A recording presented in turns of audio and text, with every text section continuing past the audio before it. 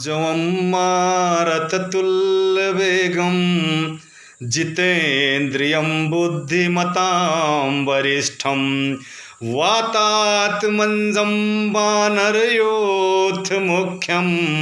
और श्रीरामदूतं शरणं प्रपद्ये, श्रीरामदूतं शरणं प्रपद्ये। मेरे देशवासियों, आप सभी को ज्येष्ठ माह के चतुर्थ बड़े मंगल की हार्दिक शुभकामनाएं।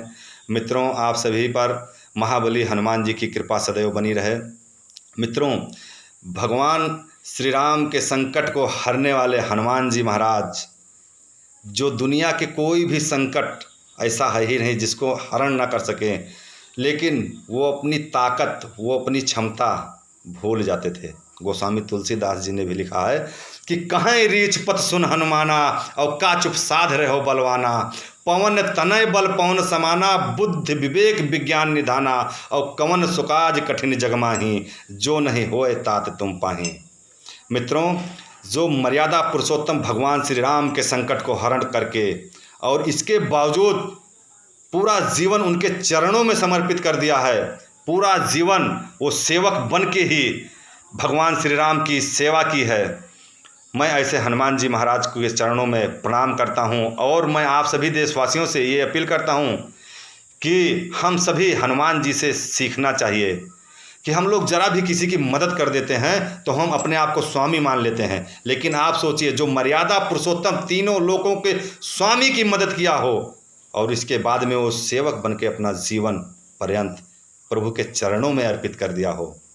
हम लोगों को भी अगर हम किसी की मदद करते हैं तो उसको स्वामी माने और अपने को सेवक मानकर समस्त जीवन समाज के लिए, देश के लिए न्यौछावर कर दें। मित्रों, एक प्रसंग है, जब बाली ने हनुमान जी से युद्ध के लिए ललकारा और हनुमान जी युद्ध करने से मना कर दिए थे, तो बाली घमंड के मद में चूर मर्यादा पुरुषोत्तम भगवान श्री राम को अपशब्द कहने लगे। तब हनुमान जी महाराज कहे कि हे बाली, अपनी जुबान को लगाम दो, कल मैं सुबह आपसे जरूर युद्ध करूंगा, जाओ और युद्ध की तैयारी करो।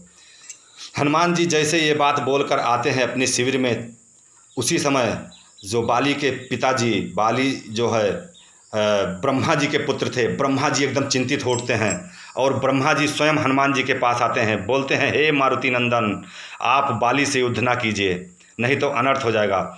तो हनुमान जी बोले कि हे ब्रह्मदेव, अगर बाली मुझे कुछ कहे होते तो मैं ज़रूर क्षमा कर देता, लेकिन बाली हमारे मर्यादा पुरुषोत्तम, हमारे स्वामी को कहे हैं, इस वजह से मैं बाली से ज़रूर युद्ध करने जाऊंगा।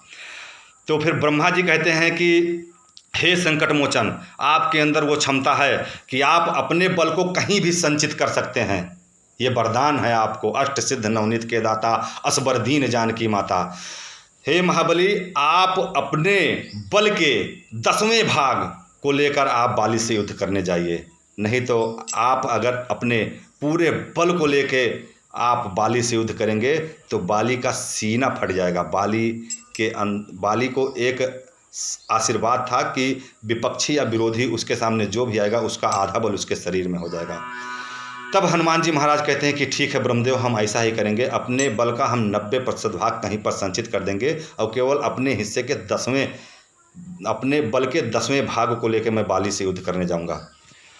मित्रों, सुबह हुई, हनुमान जी तैयार हुए नित्यक्रम करने के बाद में। इसके बाद जब अपने शिविर से पहला कदम जैसे बढ़ाया, बाली युद्धभूमि में था, अपने शिविर से पहला कदम बढ़ाया, ऐसे बाली का सीना एकदम झटके से एकदम पूरा हिल गया, बाली का शरीर।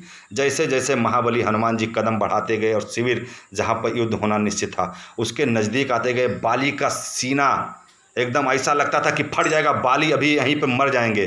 बाली एकदम छटपटाहट, बाली के अंदर छटपटाहट होने लगी और बाली बोले कि मुझे ये क्या हो रहा है, मेरा शरीर एकदम फटता क्यों जा रहा है, मैं बर्दाश्त क्यों नहीं कर पा रहा हूँ। तब ब्रह्मा जी तत्काल प्रकट हुए और बाली से बोले कि हे बाली, तुम जितना तेज भाग पाते हो उतना तेज तुम भाग लो, अगर हनुमान जी यहाँ आ गए तो तुम्हारा सीना अभी फट जाएगा और तुम अभी के अभी यहाँ पे मर जाओगे।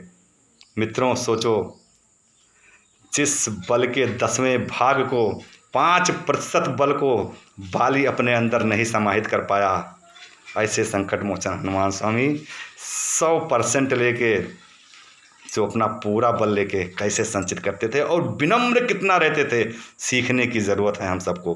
कभी भी हम अपने बल, अपने पैसे, अपने घमंड के मद में कभी चूर ना हों। जितना भी भगवान कुछ दें, विनम्र रहें। अगर विनम्रता धारण करेंगे तो कोई भी संकट आपको छू नहीं सकेगा और महाबली की कृपा सदैव आप पर बनी रहेगी। यही संदेश आप सभी देशवासियों को था। अगर कुछ त्रुटि होगी तो क्षमा करना। मित्रों, जय श्री राम, जय हनुमान स्वामी। आज मुझे बहुत अच्छा लग रहा है। आज बजरंग बली का दिन है और बजरंग बली की कृपा हम सभी देशवासियों पर सदैव ऐसे बनी रहे। मित्रों, जय श्री राम, जय अवध केसरी सेना।